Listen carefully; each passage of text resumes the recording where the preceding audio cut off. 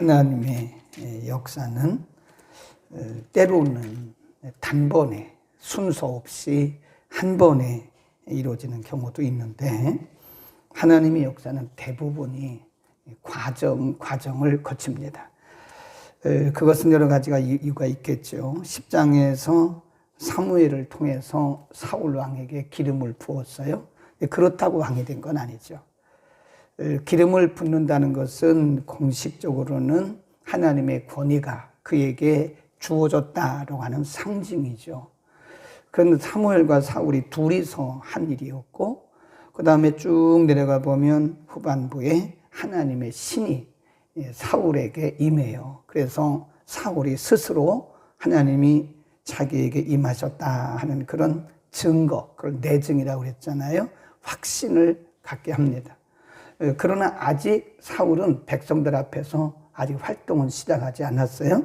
어제 본문에 보면 그럼에도 불구하고 26절, 27절에 보면 일부의 사람들, 대부분 사람들은 사울을 왕으로 인정하죠. 25절, 26절, 10장 26절, 사울도 기브와 자기 집으로 갈 때에 마음이 하나님께 감동한 유력한 자들은 그와 함께 갔어도, 27절, 그러나 어떤 비류는 가로되 이 사람이 어떻게 우리를 구원하겠느냐 하고 멸시하며 예물을 드리지 아니했다. 그러니까 어떤 사람들은, 대부분의 사람들은 사울을 왕으로 인정하죠. 왜냐하면 사무엘이 기름을 부었고 또 하나님의 신이 그에게 임해서 예언도 하고, 그러니까 나타나는 표정들이 있잖아요. 그런 걸 보고 대부분의 사람들은 사울을 왕으로 인정을 했어요. 근데 어떤 비류들은 사울을 왕으로 인정하지 않는 거예요. 물론 그 사람들이 인정하지 않는다고 해서 사울이 왕이 아닌 건 아니죠. 그러나 하나님은 또 그 상태에서 사울을 왕으로 바로 보내시지를 않더라고요. 오늘 본문에 보면 하나의 이벤트가 일어나요. 거기 보세요. 11장 1절. 암몬 사람 나하스가 올라와서 길르앗 야베스를 대하여 진침해 야베스 모든 사람이 나하스에게 이르되 우리와 언약하자. 그래야면 우리가 너를 섬기리라. 암몬 군대가 이스라엘을 쳐들어온 거예요. 그러니까 지금 이스라엘은 왕이 없잖아요. 그러니까 전쟁에서 이길 만한 힘이 없어요. 그러니까 아예 항복을 하면서 뭐라 그러냐면, 우리하고 불가침 조약을 맺읍시다. 우리 공격하지 말고 전쟁하지 맙시다. 우리가 항복할 때니까 차라리 우리를 그냥 전쟁하지 않도록 평화만 달라고 그러는 거예요, 지금. 그때 2절에 보면 암몬 사람 나하스가 그들에게 이르되 내가 너희 오른 눈을 다 빼어야 너희와 언약하리라.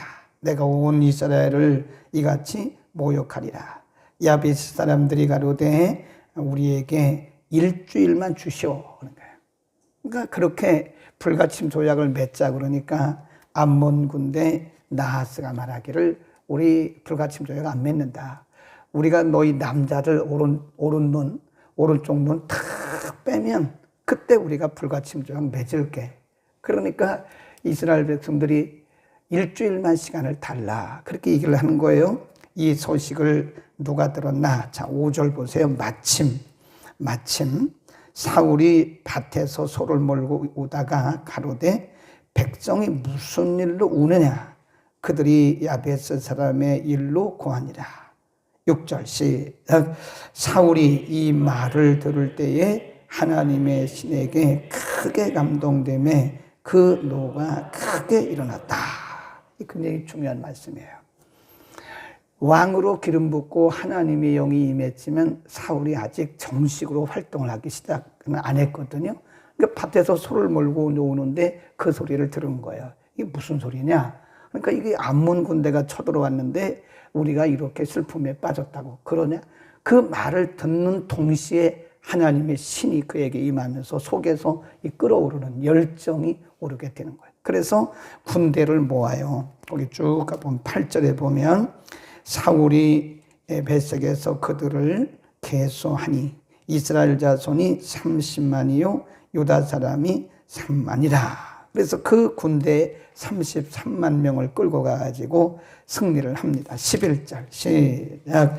이튿날에 사울이 백성을 3대 나누고 새벽에 적진중에 들어가서 날이 더울 때까지 암몬 사람을 치매 남은 자가 다 흩어져서 둘도 함께 한 자가 없었더라. 그 말은 한 사람도 없었다 그 말이에요. 네. 그러니까 이 사울이 왕으로서 이제 처음 활동한 거예요. 근데 여기 등장하는 일들을 잘 보셔야 돼요. 그러니까 어제 우리가 공부한 대로 26, 27절에 보면 사울이 분명히 기름 부음을 받았어요. 하나님의 신이 그에게 임했어요. 대부분의 사람들은 사울을 왕으로 인정해요. 근데 일부의 사람들이 왕으로 인정하지 않아요. 그런데 그때 바로 암몬 군대가 쳐들어온 거예요. 그러니까 이건 이벤트예요. 하나님이 일으키신 이벤트죠. 무슨 이벤트일까요? 사울의 존재감을 드러내기 위한 것이다. 사울의 왕됨을 하나님이 백성들에게 공개적으로 공식적으로 증명하기 위한 것이었다. 이게 매우 소중한 의미를 줍니다. 그러니까 우리가 이 국가적으로 보면 국가적인 위기예요. 국가적인 위기. 그래서 지금 이 암몬 군대가 쳐들어와서 33만 명을 군대를 모집했다는 것은 암몬 군대가 굉장히 많이 왔다는 것을 반증해 주는 거예요. 그러니까 이스라엘 백성이 덜덜덜덜 떨고 있는데 바로 그때에 사울이 큰 성령의 힘을 입어가지고 군대를 모으고 승리를 하잖아요.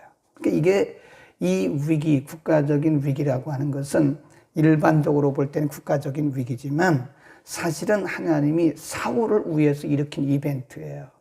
사울을 왕으로 왕의 존재감을 드러내기 위해서 하나님이 일으키신 이벤트였다라는 사실을 꼭 기억을 해야 됩니다.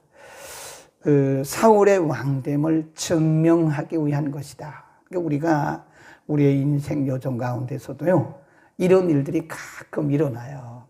위기. 인간적으로 볼 때는 위기죠. 암몬 군대의 침입이 국가적으로 큰 위기입니다. 국난입니다. 국난. 그런데 사실은 그게 하나님 편에서 볼 때는 하나님께서 사울의 왕됨을 증명해 보이기 위한, 공개적으로 사울의 왕됨을 증명해 보기 위한 하나님께서 일으키신 이벤트라는 거예요. 우리 인생 여정 가운데 간혹 보면 위기로 보이는 사건들이 나타나요. 우리가 쭉 인생 여정을 살아가잖아요. 천국을 향해서 쭉 가다 보면 이게 항상 비단길만 있는 게 아니에요. 가다 보면 우리의 목적지는 천국이잖아요. 천국 가는 길이 쉬운 게 아니에요, 이게. 우리가 천국 간다고 하는 시민권은 받아놨지만 이 세상 자체가 참 위기가 많은 곳이기 때문에 천국에 이르기까지는 여러 가지 울퉁불퉁한 일들이 있단 말이죠. 비단길이 아닙니다. 그런데 중요한 것은 우리의 인생 여정 가운데 일어나고 있는 이런저런 일들이 사실은 우리를 인간적으로 보면 자존심 상하게 하고 힘들게 하고 절망하게 할지는 모르지만 그런 이벤트들을 통해서 우리의 믿음이 증명이 되는 거예요. 그래서 써놓으세요. 위기를 통해서 우리의 믿음이 증명된다. 하나님이 우리 인생 요정 가운데 왜 위기를 허용하시느냐. 그래서 위기라고 하는 것은 신학적으로 말하면 그것은 허용 섭리입니다. 그 믿음이 없어서 위기가 왔다. 그런 말 하면 안 됩니다. 기도 안 해서 위기가 왔다. 그런 말 해도 안 돼요. 기도해도 위기가 오고 믿음이 있어도 위기가 와요. 네. 어떤 분들이 기도 많이 하고 믿음 좋으니까 아주 만사 형통할 거라고. 그렇지 않습니다. 우리가 성경에 나타난 하나님의 섭리를 보면 아브라함이 무슨 믿음이 없어서 위기가 왔어요? 바울이 기도 안 해서 위기가 왔어요? 아닙니다. 아브라함은 위기 속에서 아브라함의 존재감이 드러난 거예요. 위기를 통해서 아브라함의 믿음이 증명이 된 거예요. 사도 바울이 무슨 믿음이 없어서 위기가 왔어요? 사도 바울이 기도 안 해서 위기가 왔어요? 저는 가끔 그런 얘기를 하는 분들을 보면 이게 조금 소견이 좁다는 생각이 들어요. 기도 안에서 문제가 물론 기도 안에서 그럴 수도 있습니다. 믿음이 부족해서 문제가 왔다 그럴 수도 있어요. 그러나 꼭 그렇게만 보면 하나님의 큰 역사, 큰 틀에서 봐야 되는 거예요. 기도를 해도 위기 옵니다. 아멘. 그러니까 우리 지체들 가운데 조금 어려운 일이 있으면 저 사람 무슨 죄가 있어서 그렇지? 그건 성경적인 사고가 아닙니다. 무슨 죄가 있어서 그런 게 아니에요. 물론 그럴 때도 있어요. 어떤 죄 때문에 그럴 때도 있지만 그런 것보다는 하나님께서 우리의 믿음을 증명해 보이기 위해서 그런 거라 이겁니다. 아멘. 우리가 좀 큰 틀에서 보기를 바랍니다. 우리의 지체들 가운데 좀 어려운 일을 당하는 분들을 보면 저거 사탄의 역사라고, 저거 죄가 있어서 그렇고, 욥하고 똑같아. 욥의 친구들이 욥에게 와가지고 너 죄 졌으니까 그렇지. 그게 아니라니까요.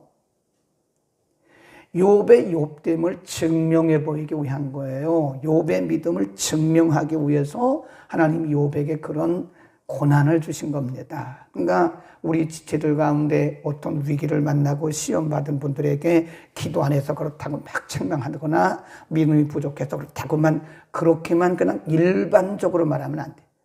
일변도로 말하는 것은 굉장히 위험합니다.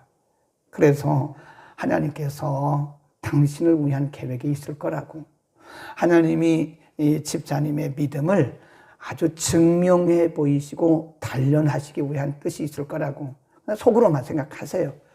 목사님 저도 그들에게 뭐 이렇다 저렇다 잘 얘기 안 합니다. 그 뒤에서 기도하고 그냥 살펴보는 거지. 저 사람이 이런 죄가 있어서 그렇고, 이런, 제가 하나님입니까? 제가 어떻게 알아요 그거를?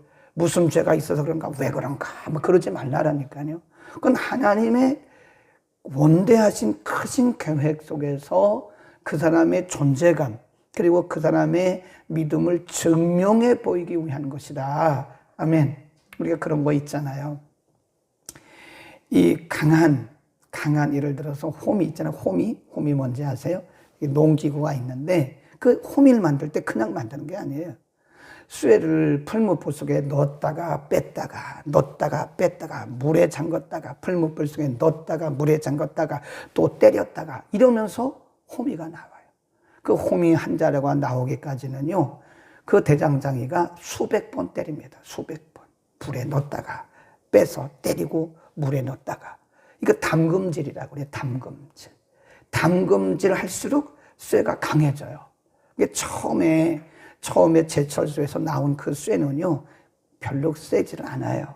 그러니까 그거를 불에 넣었다가 때리고 물에 넣었다가, 그게 이제 담금질이라고 그래요. 불에 넣었다가 때리고 물에 넣었다가, 불에 넣었다가 때리고 물에 넣었다. 이게 담금질입니다. 하나님이 우리를 영적으로 담금질 하세요. 그러니까 영적 담금질을 많이 한 사람들일수록 강해요. 그래서 굉장히 강합니다. 이 세상을 이겨나가요. 어떤 일을 만나도 탁탁탁탁 이겨나갑니다. 그러나 이 담금질이 적은 사람들은 하나의 일만 만나도 그냥 팍 쓰러지고 말아요. 절망하고 좌절하고 우왕좌왕하고 그런 거. 근데 하나님이 원하시는 믿음은 아주 강한 믿음입니다.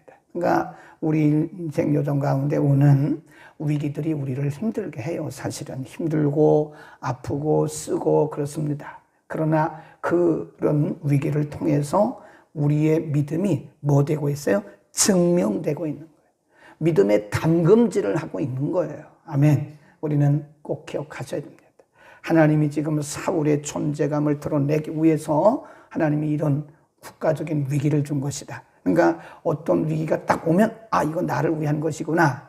좀 힘들기는 하지만 우리가 믿음으로 바라보면서 막 쫓아내지 말라니까요. 사탄아 물러가라 막 그러면 하나님이 우리를 담금질해서 우리를 온전케 하시기 위해서 온 건데 그거를 우리가 서로 거부하는 것가 된단 말이에요. 그러니까 우리는 넓고 크게 볼 수 있기를 바라고요. 또 한 가지는 거기 보면 7절에 보면 사울이 이 말을 들을 때, 거기다 줄거 놓으세요.